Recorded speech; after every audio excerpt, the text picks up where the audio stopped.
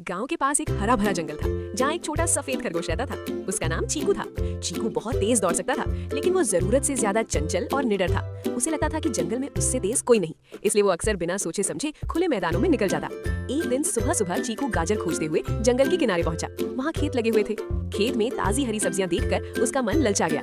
उसने आसपास देखा, सब शांत था। वो धीरे धीरे खेत में घुस गया और सब्जियां खाने लगा। अचानक उसे पैरों की आहट सुनाई दी। ये एक किसान था जो खेत देखने आया था। चीकू डर गया। उसने भागने की कोशिश की, लेकिन गीली मिट्टी में उसका पैर फिसल गया। किसान ने उसे देख लिया और तेजी से उसकी ओर बढ़ा। चीकू ने पूरी ताकत लगाकर दौड़ लगाई और किसी तरह खेत से बाहर निकलकर झाड़ियों में छिप गया। उसका दिल तेज तेज धड़क रहा था। उस दिन के बाद चीकू कुछ समय तक बहुत सावधान रहने लगा। उसने महसूस किया कि केवल तेज होना ही काफी नहीं, समझदारी भी जरूरी है। वो अब अपने दोस्तों गिलहरी, हिरन और चिड़ियों की बातों को ध्यान से सुनने लगा।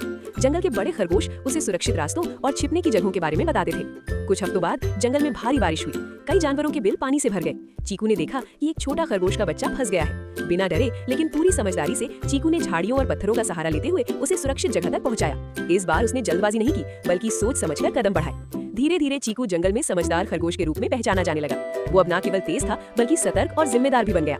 जंगल के जानवरों ने उससे ये सीखा कि साहस के साथ बुद्धि का होना भी उतना ही जरूरी है। चीकू खुद भी समझ गया कि असली ताकत केवल दौड़ने में नहीं, बल्कि सही समय पर सही निर्णय लेने में होती है।